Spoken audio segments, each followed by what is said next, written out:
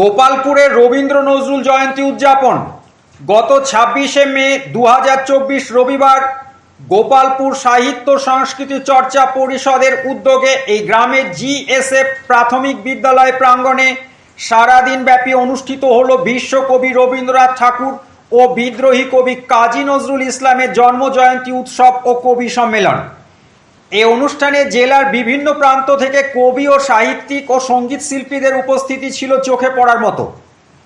চাপড়া জনপদ থেকে বিশিষ্ট শিক্ষক ও আনন্দম পত্রিকার সম্পাদক শ্রী রামপ্রসাদ মুখোপাধ্যায়, মহিষবাথান থেকে ডক্টর কুমারেশ দে, শুভেচ্ছা পত্রিকার সম্পাদিকা সেরিনা খান, প্রবীণ সাহিত্যিক শ্রী বীরেন দোবে, কবি হজরত আলী, শ্রী তপন কুমার বিশ্বাস, রোপণ পত্রিকার সম্পাদক কবি ফজলুর রহমান মণ্ডল, সঙ্গীত শিল্পী ও নাট্যকার সাধন পাত্র, তেহট্টের প্রবীণ নাট্যকার মন্টু ঘটক, কুষ্টিয়ার কবি ও ক্ষেত্র গবেষক নিমাইচাঁদ বিশ্বাস সহ স্থানীয়দের মধ্যে বিশেষভাবে উপস্থিত ছিলেন নন্দনপুর আদর্শ বিদ্যাপীঠের অবসরপ্রাপ্ত প্রধান শিক্ষক শ্রী জগন্নাথ চট্টোপাধ্যায়, জিএসএফ প্রাথমিক বিদ্যালয়ের প্রধান শিক্ষক সহ ও অন্যান্য শিক্ষকবৃন্দ।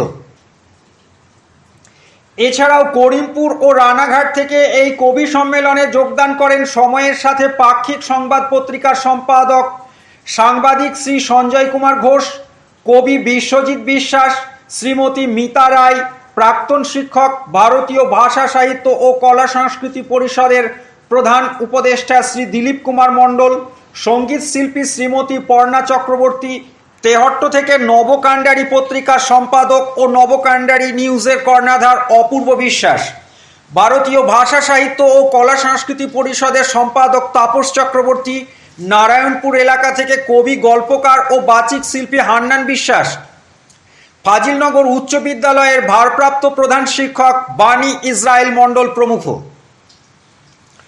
১২টা বেজে ঠিক ৩০ মিনিটে বিশ্বকবি রবীন্দ্রনাথ ঠাকুর ও বিদ্রোহী কবি কাজী নজরুল ইসলামের প্রতিকৃতিতে মাল্যদানের পর প্রদীপ প্রজ্বলনের মধ্য দিয়ে অনুষ্ঠানের শুভ সূচনা হয়।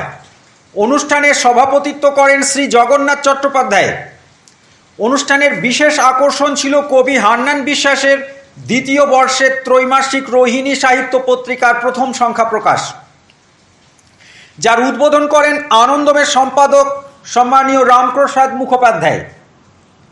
বিশেষ সম্মাননা প্রদান, গুণীজন সংবর্ধনা ও কবিতা পাঠ ও সঙ্গীত পরিবেশনের মধ্য দিয়ে অনুষ্ঠানটি অনন্য মাত্রা লাভ করে। সংস্থার সম্পাদক তরুণ কবি বাবলু মণ্ডল, সভাপতি শিক্ষক, কবি, শিল্পী ও সমাজসেবী ইমাজউদ্দিন মণ্ডল, কোষাধ্যক্ষ মেহেদি হাসান ও অন্যতম সদস্য মন্টু মণ্ডল, নির্মল অধিকারী সহ বিশিষ্টদের আন্তরিক সহযোগিতা ও প্রচেষ্টার ফলে অনুষ্ঠানটি সাফল্য লাভ করে।